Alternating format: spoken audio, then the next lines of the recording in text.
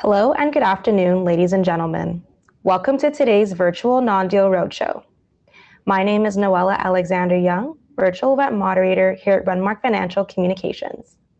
On behalf of our team, we'd like to thank everyone in New York and surrounding areas for joining us today for the presentation of ATEX Resources, trading on the Toronto Stock Exchange under the ticker symbol ATX, and on the OTCQX under the ticker symbol ATXRF. Presenting today is Chris Beer, Interim President and CEO, and joining us for the Q&A session is Aman Atwal, Vice President of Business Development and Investor Relations. With that being said, I will now hand the floor over to Chris. Good afternoon, everyone. As Noella mentioned, my name is Chris Beer. I'm the Interim CEO at ATEX Resources. And today we're going to talk to you about a very exciting copper-gold project in Chile. And as you know, you may be aware of, Chile currently is the largest copper producer in the world. 25% of the world's copper comes from Chile. And so it's very well endowed with copper and gold mineralization. We have our cautionary statement that you can read at your leisure. And what's really exciting about Valeriano is the name of the project, and it's a world-class copper project. It's very large. It's still growing, so it has scale, optionality, and getting bigger. So we can start with a smaller project and advance to a larger project in the fullness of time. And what's really interesting in some of the next upcoming slides, it's a new emerging district in a top-tier jurisdiction. So as I mentioned, Chile is the world's largest copper producer. It has never reneged on any promises. It's a great place to do business. 8% of the work, there's 20 million people in Chile, 8% work directly in mining. So it's a great place to get very educated engineers, geologists, and people. Generally, 25% of the Chilean GDP comes from mining. So the average Chilean really knows what side of the bread the toast is buttered on. And then if you're not, we're fully financed right now for the next year and a half of exploration activities.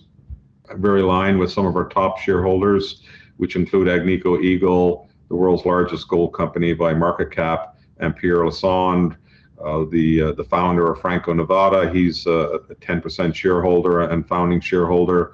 So we have very supportive mining shareholders that basically work in a strategic way with us. That said, we have to work every day to keep their support. This is a bit technical. It's basically a section through the earth that shows our deposit in pink. And so the good thing with copper gold porphyries is they are 70% of the world's source of copper. And so when you have the surface like this, these porphyry systems, they form about 1 kilometer below the surface in a very homogeneous style. So that pink unit there is roughly 2 billion tons of rock, which is world class. Anything above a couple of 100 million tons is like in the top 10 of copper projects, copper mines. And then on top of that pink, we have this purple knob, and that's what we call the B2B breccia. So that's a higher grade component of the pink porphyry. And the pink porphyry right now, as I say, it's 2 billion tons, but we have 500 million tons at 1%, which is world class in size and grade. And the breccia itself is north of 2%. So when I talk about optionality, you can see here the 50 million tons. Over the next 2 or 3 years, we're going to try to establish that this 50 million tons is mineable. And in the market today, for example, there have been a number of purchases of assets and companies with 30 to 50 million ton copper projects that have gone for $2 to $3 billion. So we think just alone the value of this 50 million ton target is north of a couple of billion. And then below that, the high grade porphyry that would come on later in the mine life, and that's worth a lot more. But with the time value of money, we want to be able to get in there early and look at the 50 million ton opportunity. What's also unique about Valeriano is it's very high grade. You can see in the gold here, for example, it's 1%. So, well, 0.9%, and then north of 1% for our B2B, the high grade component. And so that they're more than double the global average copper grade. And, right now in Arizona, Nevada, big mining districts in the US, they're mining 0.2, so basically 1/5 of 1% of copper grade. And so we're north of 1%, which is very intriguing to investors and certainly corporates that are likely interested in this project long term. We've said at the beginning of the slide is that we've consolidated this district. So we have 25,000 hectares, which is close to 250 square kilometers. That's probably 180 square miles, to put it in US terms. And this white color here, this Italian boot, if you will, that's our surface rights. So our surface rights go around the entire property, and in white is our mineral rights. So what the surface rights allow us, it gives us the right, we own the right, the surface rights, and we own the mineral rights. So that gives us a very good head start to evaluate this project in a development scenario. And right just to our north, right here, we have Antofagasta, and they have a 2 billion ton project in exploration. We have 2 billion tons right here, and just in January of this year, we acquired these two projects, and they've received some drilling and evaluation in the past, but 15 years ago. So basically, these are brand new targets, and what's interesting about them is they haven't been drilled in 15 years, and these colors, the yellow and the red, without getting too technical, they just represent the porphyry system. At surface, these minerals create this clay, so we do think they have 2 billion, there's 2 billion there, and, to be determined. We're hoping to get in, particularly on this Nuevo Horizonte East project next year. And if we can demonstrate that that's 2 billion or more, this will be like a world-class district. So that's the opportunity. We look at ourselves first and foremost as an exploration company, and secondly as a development company. This slide is a bit busy, so I'll try to key in on one or two items. But this row here, which shows the copper grade, that line, like for us at 0.8 copper, that's a world-class grade, twice the global average. And then if we go up here to just two lines above, and you look at the size of these projects, currently we have 2 billion tons, and the next largest one, Filo, you may know the NGX story. They've been pioneers in Chile as well, and they have 13 billion tons, but that's contained in a few projects, and it took them 8-9 years to drill that. So we're just 3 or 4 years in. So we think we're like what Filo and NGX were 5 to 6 years ago. So the opportunity here is to really demonstrate to the market and to investors and corporates who are already taking notice. As you can see on the bottom here, so we have 2 billion tons in Valeriano. There's 2 billion tons here. What is in this target to the south? And if we get to that kind of deposit or size, 5 to 10 billion tons, that's what really excites the top mining companies in the world, such the BHP, the Rio Tintos, the Freeport McMorans. So that's kind of the goal over the next few years, to demonstrate the growth in the Valeriano resource. If I go back to that, right now our market cap is just north of $1 billion Canadian, and so if we have 2 billion tons based on a billion market cap based on 2 billion tons, if we can demonstrate 4 to 6 billion tons in a district, that's what really is going to be monumental for the company. And then from a valuation perspective, we're trading at a penny a pound, because obviously all of these projects on this page are not in development. But the closer you get to development, to the left over here, you get a higher valuation, upwards of 5-10 cents a pound. So our billion market cap at a penny is based on the fact that we're basically just starting. We've found this big project with scale. It has great grade, it has great growth, and it has great metallurgy. Basically, the copper that we have, you can extract it very economically versus other projects. It's harder to get the copper out of the rock. And so I think the other reason we're trading at a bit of a discount is we've had a very successful phase 6 drilling program. So in the southern hemisphere in Chile, right now it's winter, and so we shut down for 3 months. And then our phase 7, which starts up in September, we're really excited because we think we're really going to grow the resource. We have a number of new exciting exploration opportunities to, as I mentioned, if we have the billion market cap for 2 billion tons, if we can demonstrate 4 or 5 billion tons, that should result in higher market capitalization. We also have the high grade component. We're coming out with a new mineral resource, and we're coming out with additional metallurgy, and all of that should basically de-risk the project, and that would allow for a higher valuation.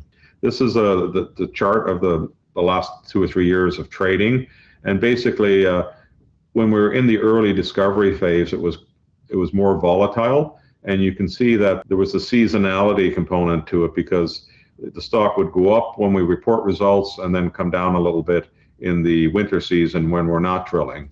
And that's happened a bit this year as well. But early on, we only had 1 or 2 discoveries. Right now, as I mentioned, in 2025, right here, we demonstrated 2 billion tons. Back here, we had 0.5 billion tons. And so over the next couple of years, we expect to advance the size of the project, the size of the resource, and certainly focus on the higher grade components. If I go back to sort of just talking a little bit more about Chile, where we are, on the far left, you can see here's the Chile. As I mentioned, there's 20 million people. It's 4,000 or 5,000, say 3,500 miles north-south. But all of the copper mining is in an 1,100 mile north-south component, and that's where 25% of the world's copper comes from. So the geological risk is not the issue. It's really how big is it, what's the grade, what's the metallurgy, meaning how can you get the copper out economically, and how can you compress that time frame from first finding the copper to developing it and then bringing it into production. And I mentioned just to the north here, the Filo district. So they've gone from a couple of 100 million market cap to north of, say, 10 to 15 billion in their 2 or 3 companies. And that's all based on this brand new discovery, say 8 years ago. Similarly for us, so this discovery, this Vicuña district, was discovered 8 or 9 years ago. And the Valeriano district, where we are, and Antofagasta, has basically it's been known about for 20 years, but not really drilled until the last 2 or 3. So the last 2, basically 4 years ago when ATEX came in, they took a theory that there was a deeper copper gold porphyry system. And so when we drilled that, we hit the high grade porphyry at depth. And then the following year, we hit the high grade breccia that sits atop of the porphyry. And that's what really got people interested, because that high grade component is closer to surface. This will be an underground mining scenario, but that's positive from a number of perspectives, because we have higher grade, it'll be less disturbance, less tons moved. So it has a lot of benefits from the grade. If we look at our offices are in Vallenar, which is right here. So that's basically an hour and a half flight from Santiago. It's the capital of Chile.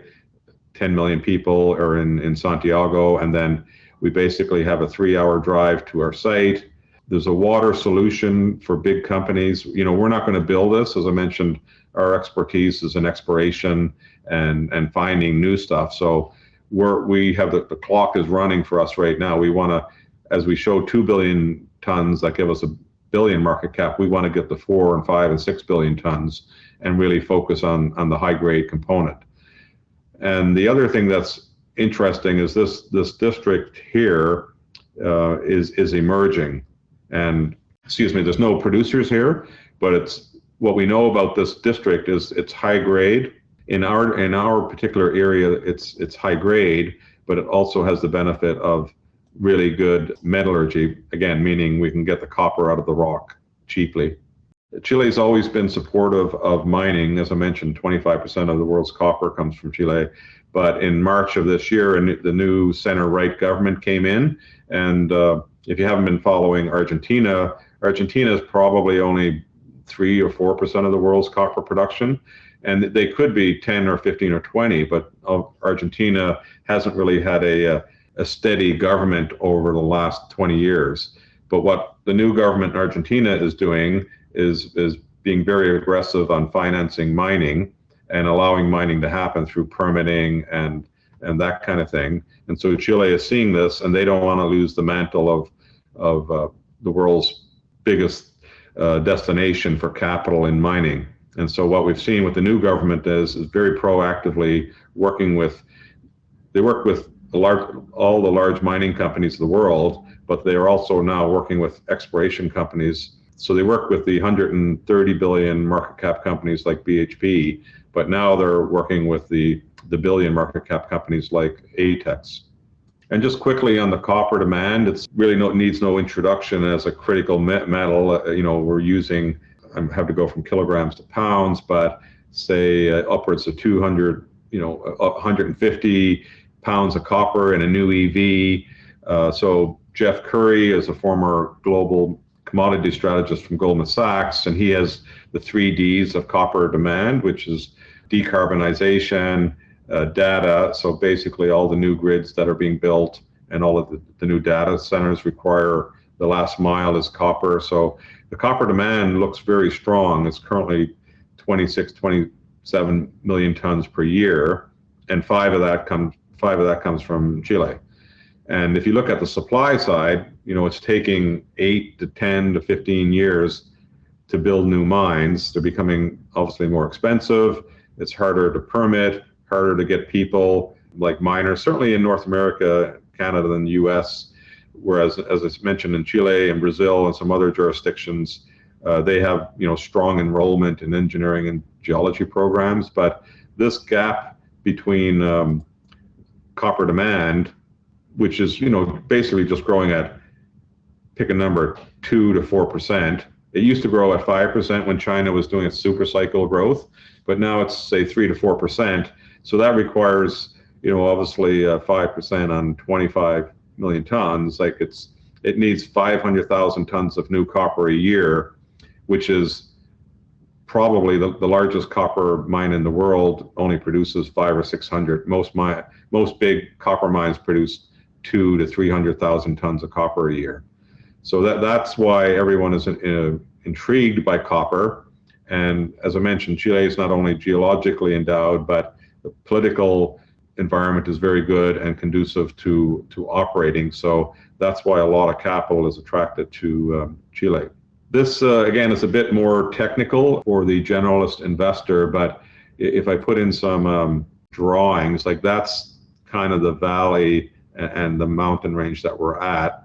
So we envision a scenario where we could tunnel in and evaluate this 50 million tons of this high grade, and that once that's built, that at 450 copper, and copper is north of $6.50 a pound, so that would produce at 450 copper $600, $700, $800 million a year in cash flow, and then that could get recycled in to build the higher grade portion at depth. So this high grade would be what we call a block cave, so basically a high tonnage underground mining scenario, and that's used at Grasberg, Freeport's largest mine in Indonesia.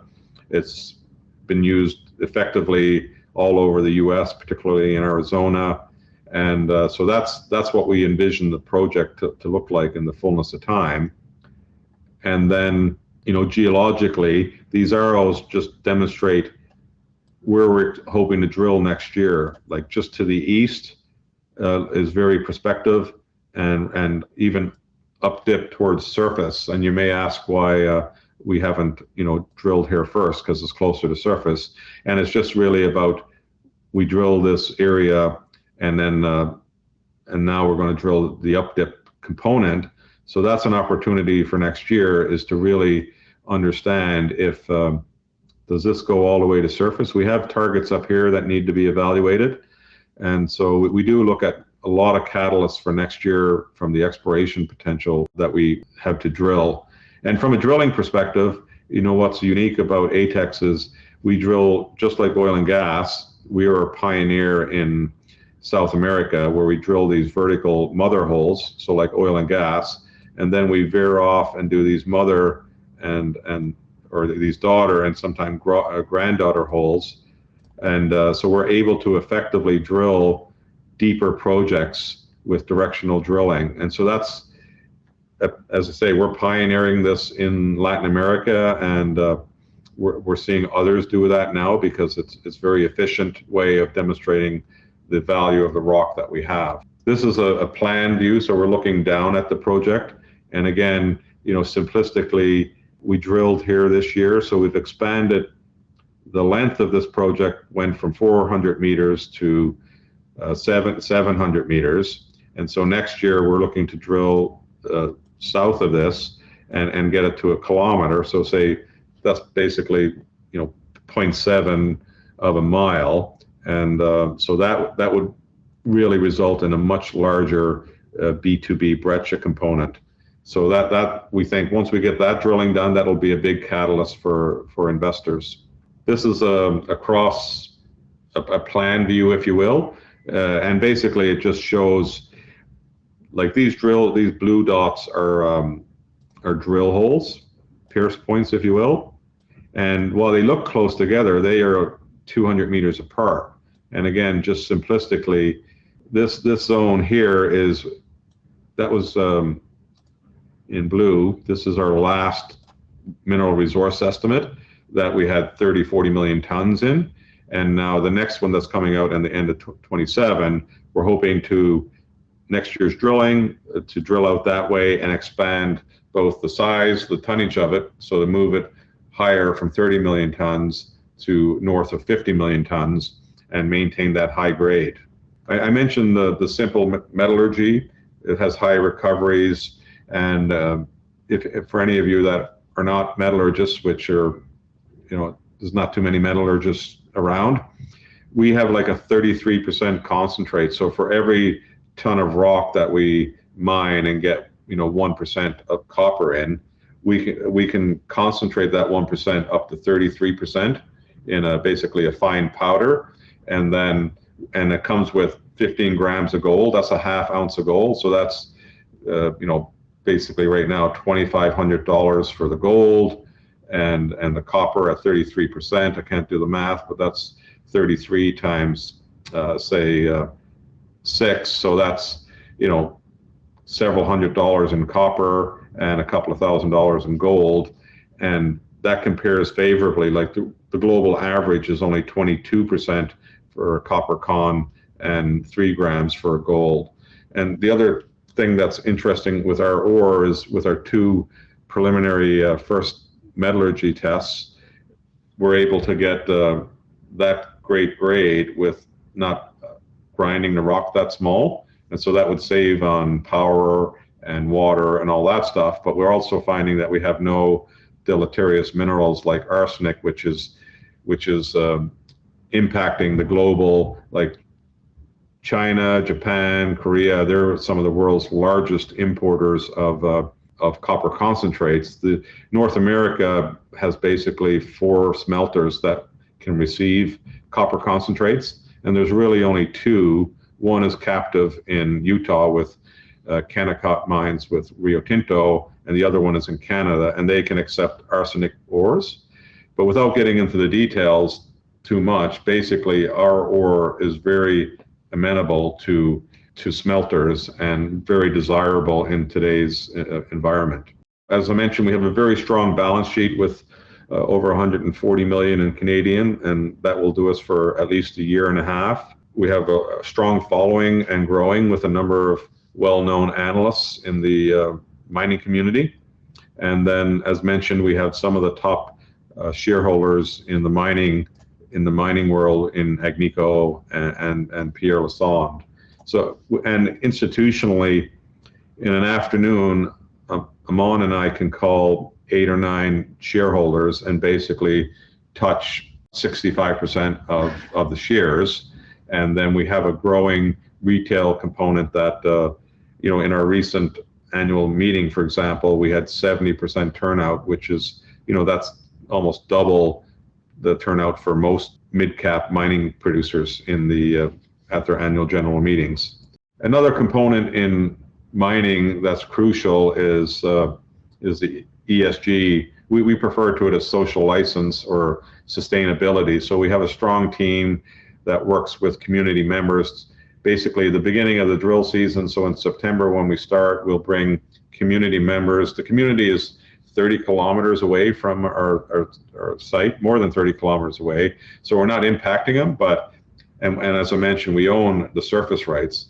So that said, we drive trucks and stuff through towns at the beginning of the season. So we take local people from the town, take them to site, show them what we're doing, and then at the end of the year, we also show, here's what we plan to do, here's what we did, and so far, knock on wood, we have pretty good social license and outreach within the communities, and that's a really strong focal point. So we refer to ourselves as exploration focused and sustainability led exploration company.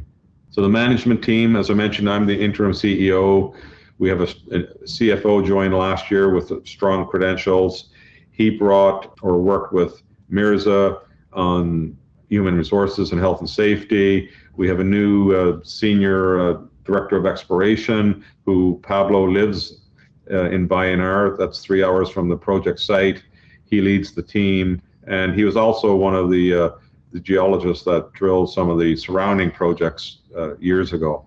And Felipe is our head of sustainability, and so, as I mentioned, so far we're able to. You can't take this for granted. You have to work every day at keeping your social license, and that's the plan. And then our board, Craig Nelson, the chairman, he's been working in this area. He was co-discoverer of many of the copper and gold mines along the Chilean copper belt, basically since the 1980s. And so he's had a lot of experience with 4 or 5 projects here. Myself, I'm a portfolio manager by background for 25 years, investing in precious metals, resources, and oil and gas globally, a geologist, and now the board has this opportunity.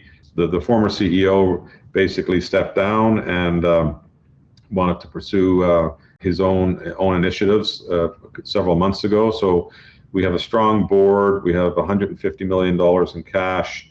And so the board has that opportunity now to find the next CEO to lead this company in basically the same strategy, a strong focus on exploration, ultimately development. And then Ali is a director. She's ex-director of Codelco, the world's largest copper producer, state-owned copper producer of Chile. Jamile works with Rio Tinto, also one of the top 2 or 3 mining companies in the world. Rick McCreary is an ex-mining banker for 25 years and also worked in mining, so that brings a lot of banking experience.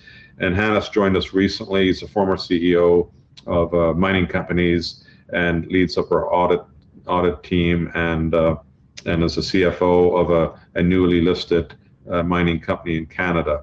Maybe I'll end with this slide just to show in a quick start where we've come from in 4 or 5 years.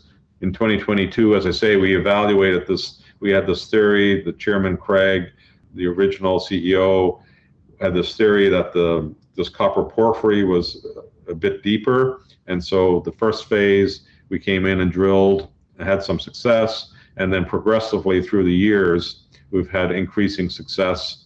And right now, we haven't given numbers for next year's program, but we have a 200-man camp basically at site, and that allows us to drill with 6 directional drill rigs. And so I imagine next year we're going to try to at least do what we did last year. I think we'll do better because naturally you gain some synergies over time. But with our 200-man camp, we'll be coming out with in the next little while with the remainder of our drill program assays. And this year we had many high-grade hits, and we have the remainder of the drill holes to come out. We'll come out with what we learned in phase 6, and then early September we'll come out with our phase 7, what we really plan on doing, what we plan on hitting hard in phase 7. So with that, Noella, thank you. Aman and I are able to take questions. Thank you very much, Chris, for the presentation, and welcome, Aman. We'll now begin the Q&A. Your first question is, are there any properties adjacent to Valeriano that could add to your land package? No, that's a great question. We get that. We used to get that more last year because our land position was last year. It was really just in here. That was our land position. So this year, in January 22nd, we expanded our land position and acquired this. And so we went from basically 14,000, when we include those land claims, we went from 14,000 to 25,000 hectares. So we really have our hands full here. We'll certainly look at opportunities, but we don't need them. As I mentioned, the focus right now is the 2 billion tons that our friends to the north have, and they're tied right on to our northern border. Our 2 billion tons is actually open all the way to the Argentinian border, which is 3.5 miles to the east. And so we want to basically spend the next 2 to 3 years evaluating, is this 2 billion tons and is this 2 billion tons, and what's the grade of those? So if in the next 18, 24 months we can at least show directionally we are en route to 4 billion tons and there's 2 billion tons here, like that will be great. I think the market will look at this as a world-class district, and it'll be someone's opportunity to develop this because there's not that many projects of this quality around, and the senior mining companies of the world, that's what they're looking for. They're looking for grade, like high grade. They're looking for really good metallurgy, and they're looking for expansion. They're looking for good jurisdiction and infrastructure. And I didn't go into the infrastructure much other than to say that, we're 3.5-hour drive, 30 kilometers away, we have a substation, and in the fullness of time, 30 kilometers to the north, we have a water solution. Chris, maybe if I can just quickly add, just to the north of that image, we have a northern block which has never been tested, and importantly, there's a project there called El Torrente that's owned by Codelco, who has actually drilled there a couple of seasons as well. So there's additional prospectivity there to the north. Is it too early to make any comparisons with operating or advanced exploration deposits in Chile? That's a very good question, and one we want to demonstrate to the market, because we think the reason we're trading at 1 cent, and all of the companies over here, they're basically, these are early stage opportunities. And as you demonstrate, like the grade, the growing size, the metallurgy, and then you can, once we have a handle on how big this thing is, and as I say, it's been growing from 500 million tons to 2 billion tons just over the last 3 years. So once you demonstrate the size of it, then we'll start to do economic studies and that speak to like what would be the capital requirements, down the road. Now that, to us, we think we can demonstrate the most value by more exploration, finding more tons. But as we progress with the project and ultimately demonstrate the size of it and also the mineability of it, that's how we attract a higher valuation. And these companies over here, these companies are closer to production, so they tend to attract a higher valuation. You retained a right of first refusal on the remaining 2.3% NSR. Under what circumstances would ATEX consider acquiring some or all of that remaining royalty? we put a press release out recently on that, and we own 10% of the company that has that royalty. So we sold that 10% interest, and we got money back from them and lowered the royalty. So we have the ROFR, the right of first refusal, to buy it back, and we would exercise it. We probably wouldn't exercise it. Whoever actually comes in to develop this project, down the road, would look at that opportunity. So that's great to have in your back pocket, that you're not giving away 2% to a royalty holder. And we should mention as well that there's currently no royalties on these properties down there. And 2% royalty up here compares favorably. Probably the global average is 1.5 to 3. So we're right in the sweet spot. There's no rush right now for us to approach the owner of that royalty and buy that at the current time. What are the main goals of the upcoming drilling program? We will be coming up with that, and as I mentioned, for our September press release. But it's clearly extend the grade to the east. We're looking in and out of the page. So out of the page towards the viewer, it's the most exploration potential around this high-grade breccia. So as I mentioned, it was 400 meters long. This year we showed it's 700 meters long. And so if we can get that north of 1 kilometer long, that will materially expand the mineralization that's closer to surface. So that's a big priority, to understand what's coming in and out of the page. We also want to understand how is this breccia connected to surface mineralization. And again, you may question why some of these targets weren't drilled earlier, because what happened was there was mineralization over here. We had a theory about the porphyry mineralization, so we drilled deeper and hit that. So now your theory changes with the geology, with the drilling. So it's open north-south, it's open towards the surface, it's open east. And we want to take, I didn't mention much about the geophysics, but these copper-gold porphyries really lend themselves to geophysical analysis. They emit a strong magnetic structure, or a magnetic feature, that you can measure with just basically towing a drone behind an airplane. And so that's why we know some of the stuff here to the southwest. We have the chemical structure. In the fall, we're going to do the geophysical studies right there. And with the geophysical, this geochemical knowledge, and all the drilling that we have here, we think we'll be really able to come in to these new targets a lot quicker than the 3 or 4 years. The 3 or 4 years it took us to get to 2 billion. If we have success down here, it should happen, very quickly. Thank you very much, Chris and Aman, for all of your insight today. If you did not get a chance to submit your question, you can reach out to the appropriate account manager here at Renmark. That concludes our presentation for today, but before we go, I will turn back the floor to Chris for final remarks. Look forward to continued teamwork on telling the ATEX story. We have, as I mentioned, we'll be coming out with our final results of the season, which I think will demonstrate some of the success we've had this year. And then in September, we'll have a big think piece as we enter the big conference season for mining companies start in September. So we want to have, a strong focus on what we're expecting to deliver next year. So thank you very much. This was ATEX Resources, trading on the Toronto Stock Exchange under the ticker symbol ATX, and on the OTCQX under the ticker symbol ATXRF.